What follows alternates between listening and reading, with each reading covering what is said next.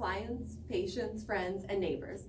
My name is Dr. Amanda Ennis, and today I would like to share with you a little bit about the importance of the physical examination of dogs and cats. I also want to demonstrate a physical exam in both a dog and a cat to actually explain what we're doing during the process and some things that we look for. So to demonstrate today, I have one of our head technicians, Pamela, and our receptionist dog, Finley, to help me out. Our cat video will be next. But to get started, we will put Finley on the exam table, which we've already done.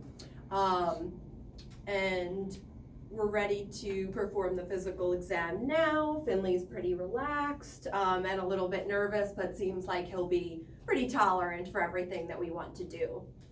For my physical exams, I usually start at the head of the patient and move to the rear. Typically, I will start out using an ophthalmoscope to check the eyes, looking for age-related changes, cataracts, redness, and to check out the fundus or the back of the eye to make sure there are no signs of disease. So with Finley, I'll take this light source and look in both of his eyes. Normal dogs should have good pupillary responses to light, and we should be able to see all the important structures in the eye with the ophthalmic exam. Finley's look great. A good healthy dog. Next, I like to check the teeth. Healthy dogs should have minimal or no tartar or gingivitis and allow a good oral exam of both the front and the back teeth. If there is tartar or gingivitis, we might have to have a discussion about home dental cleanings or professional dental cleanings. Lastly, around the face, I'll typically check the ears using a long-ended Q-tip to swab for debris and make sure no infection or irritation is present. So to look at the teeth, I'll turn Finley towards the camera, and I put my hand on his upper lip, lifting his gums, and I can visually examine all surfaces of the teeth and see that he doesn't have any tartar. He does have a tiny little chipped fracture on one of his back molars, but otherwise I think his teeth look pretty good. Boy. And then for the ears, these long-handled Q-tips look like this. You can use regular Q-tips as well, but I'll swab his ears like so.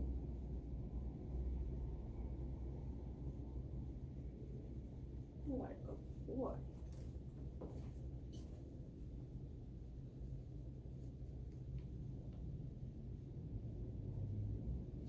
And an even more in-depth way that we can look in the ears is by changing out this ophthalmoscope to an otoscope.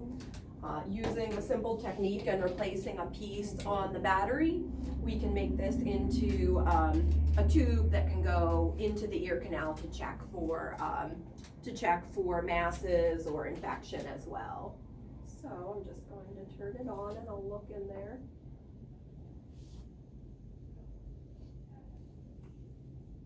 These ears are very clean.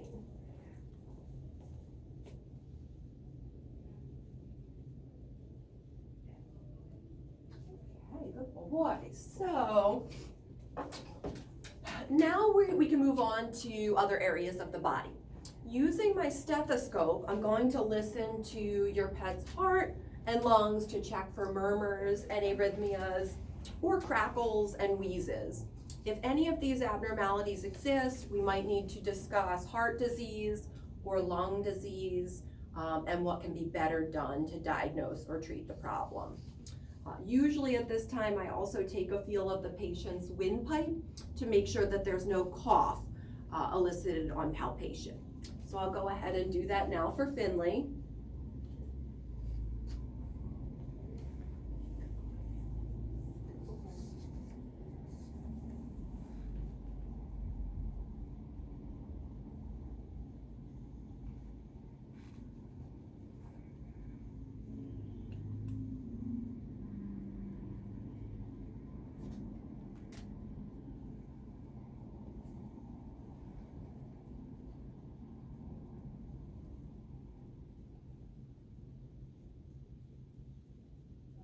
So Finley has a nice normal heart rate and rhythm. His lung sounds are good and very clear. And I'm also checking to make sure that his pulses are synchronous with his heartbeat. Sometimes that can be a subtle symptom of an arrhythmia in dogs. Now to feel his windpipe, I'll put my hand where Pam's hand is and just feel his neck. He's not coughing, so that's a good sign.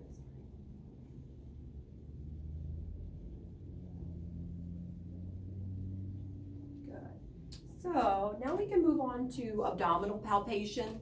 During this time, it may look as though I'm kind of randomly massaging your dog's belly, but really I'm checking for any obvious organ enlargement, masses in the belly, how large the bladder is, what the potential shape and size of different organs could be.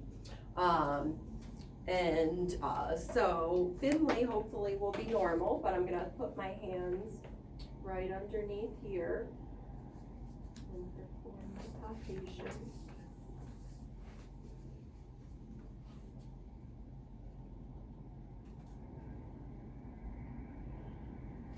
Some people like to do a two-handed palpation.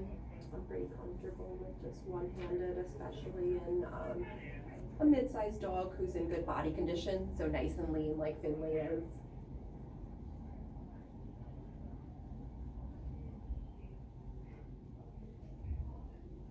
Alright, so Finley doesn't have any masses or abnormalities, so he's good to go. After these steps, I'll usually run my hands over your dog's body, checking the size of typically impalpable peripheral lymph nodes.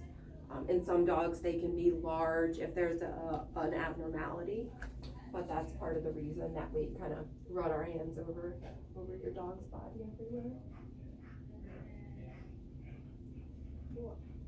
And then I'm also running my hands over the dog's coat, checking to make sure that there's no masses anywhere else on the body.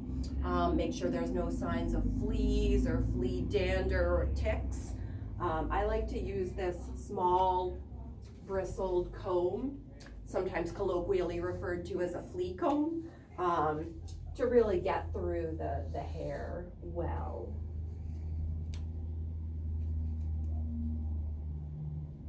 I hope we don't find any masses on Finley because Mom hasn't reported any, but if we did, then we could determine whether or not those masses need to be checked out further or just cataloged and monitored in the medical records. All right, so Finley is very good. I think I'm going to give him one more treat. Oh, want one treat? There you go. So finally, I like to stand the dog up and potentially make sure that all of his or her joints and ligaments are in good shape. Kind of test a various range of motion of the shoulders and the elbows and the wrists.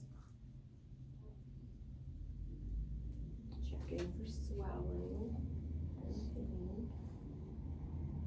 And he's in pretty good shape, so he's not resisting anything that I'm doing.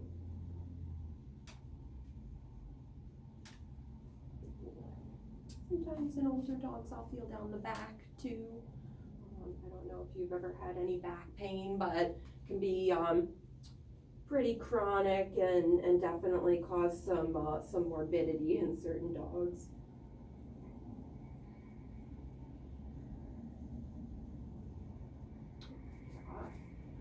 Now check the other legs.